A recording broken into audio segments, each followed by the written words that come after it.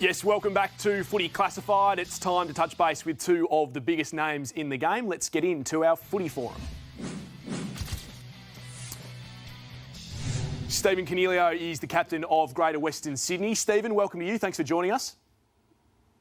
Thanks for having me on. And Geoff Walsh is the head of football at the Collingwood Football Club. Geoff, appreciate your time. We might start with you. It felt like today, with the announcement from the Premier Daniel Andrews, that we are moving closer to a return date. Are you starting to get more clarity at Clubland? Oh, not so much clarity around the details, Sam, but certainly, yeah, very encouraged to know that it's closer than it's been for the last 7 weeks. So I'm sure our players and staff are keen to know that, and I suppose the next 24, 48 hours will give us the absolute clarity on exact dates. Stephen, how tough has it been being a first-time captain in isolation, and what have you done different? What have you been doing to keep all your teammates engaged?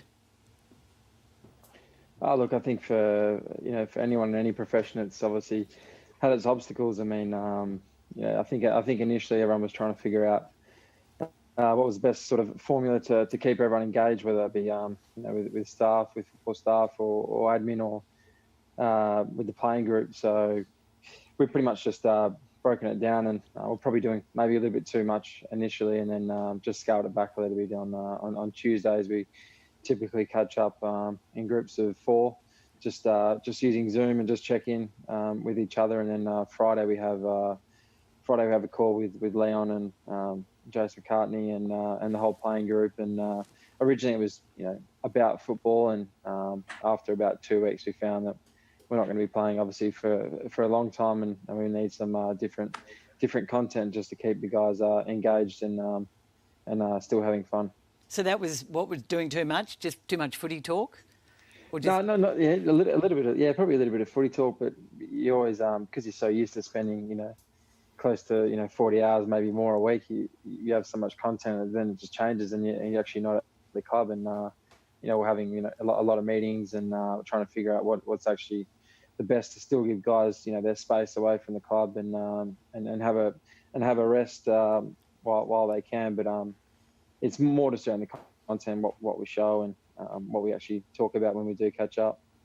And Geoff, you're trying to keep together a football department, many of whom don't know if they're going to have jobs at the end of this month, let alone at the end of the year. How tough has that been for you, not knowing? Yeah, well, look, it obviously the uncertainty of the whole landscape is tough on players and staff, Carolyn. And, I think once we get some certainty around numbers on soft caps and player list sizes and those types of things that are crucial to assembling your footy department going forward, and trying to retain as many of your people as you can. They're the sorts of numbers that are crucial. And you're right, when you're in the absence of those numbers, there's a fair bit of uncertainty, as I'm sure is the same across all 18 clubs. Geoff, what have you found as your biggest challenge as a head of footy throughout this time? Oh, look, I think what you really underestimate until you're faced with this is the actual face-to-face contact, the up close and personal relationships that players and staff, player to player, player to staff to staff have. When you're robbed of that, and pretty much 99% of your contact is over like Zoom meetings or WebEx or on screens, I think you come to value just the personal relationships that footy clubs are so good at building, and you certainly miss that. So that's been one of the hardest adjustments, I'm sure. So, Steve, by the time you go back and play, it will have been a long time for you between drinks, one game in well over a year. Have you started to think about, do you think about leadership differently now than you might have even thought about it 2 months ago or 3 months ago when you took over as captain? Not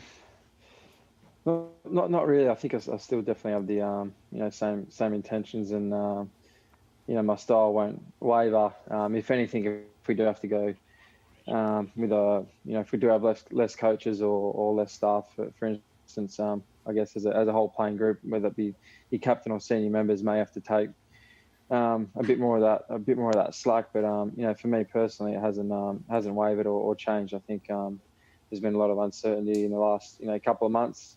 Obviously, myself only playing that one game in such a long time, but it's actually been personally a refreshing break, and one that our players have actually really liked while keeping fit at the same time. Stephen, Geoff spoke a little earlier about the uncertainty of dealing with staff. There's also a fair bit of uncertainty when it comes to players and their contracts. You recently signed a lengthy 7-year deal. Have you had conversations with the club or with your management about if that could potentially change with what's happened with COVID-19?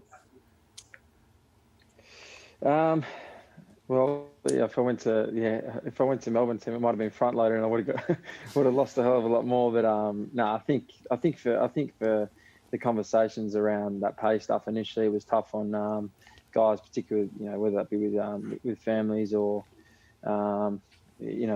struggling sort of with rent or whatnot. There's a lot of uncertainty over that, and the guys probably just wanting answers as to what it looks like for either their mortgages or rent that they're paying here in Sydney. People that are originally from interstate, so it was probably more around that uncertainty, which everyone was after, and quite frankly, we just didn't have the answers at that point.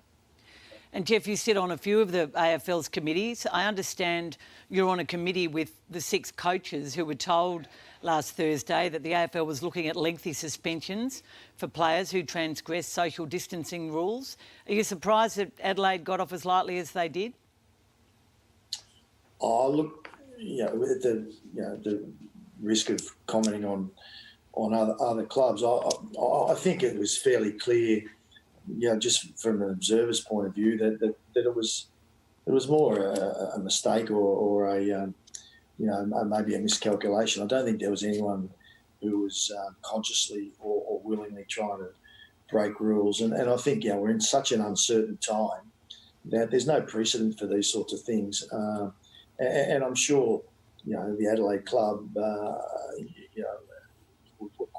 as a demonstrator, quite remorseful about what happened. And as I say, I think you just put it down to a simple mistake because it's such an uncertain time that there are no rules or, as I said before, no precedents for this sort of stuff.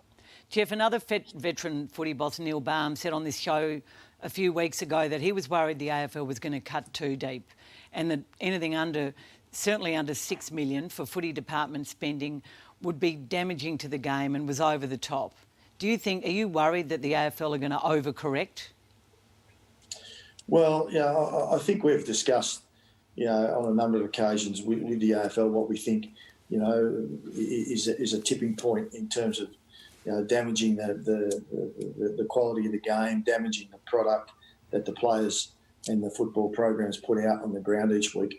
So we've made, from a club point of view and representing clubs, we've made the AFL quite aware of that opinion. But at the same time, we also understand that the financial landscape going forward and we're currently looking at has never ever been experienced before. So we're also quite willing to work with that horrible fact that it is something we've never faced before.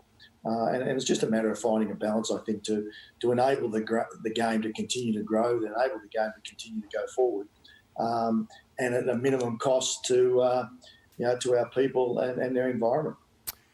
Geoff, we know it must be a busy time to be in charge of a football department. We appreciate your time tonight. Thanks, Sam. Thanks, Carol. And Stephen, good luck in round 2 against whoever and whenever that may be.